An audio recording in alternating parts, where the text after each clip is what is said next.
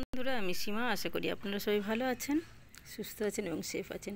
আর আমি আমার ছাদের বাগানে কি গাছ লাগিয়েছি এবারে দেখুন।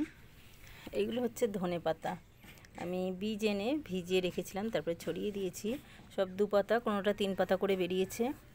দেখুন, একটা গামলার মধ্যে আমি ধনেপাতার বীজ ছড়িয়েছিলাম, আর তার মধ্যে বেগুন চারা বসিয়ে দিয়েছিলাম।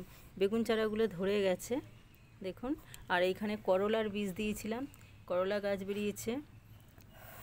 তো যখন বসিয়েছিলাম তখন আর ভিডিওটা করা হয়নি, তার জন্য দেখাতে পারিনি।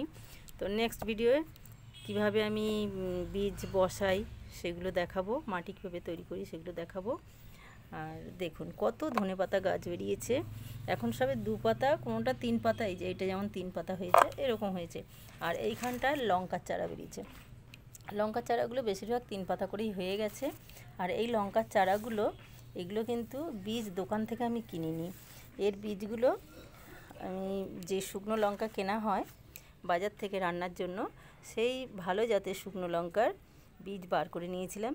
নিয়ে একদিন জলে ভিজিয়ে রেখে তারপরে এটার মধ্যে একটু মাটি দিয়েছি, ঝুড়িটার মধ্যে দিয়ে তার মধ্যে ছড়িয়ে দিয়েছি। তো যেই কটা দানা দিয়েছি, একটাও দানা মার যায়নি, সব কটাই বীজ থেকে অঙ্কুর বার হয়ে এখন গাছ হয়েছে। দেখুন কত সুন্দর গাছগুলো হয়েছে। এগুলো আর একটু বড় হওয়ার অপেক্ষায় আছে, আর একটু বড় হলে তুলে এক একটা টবে বসাবো।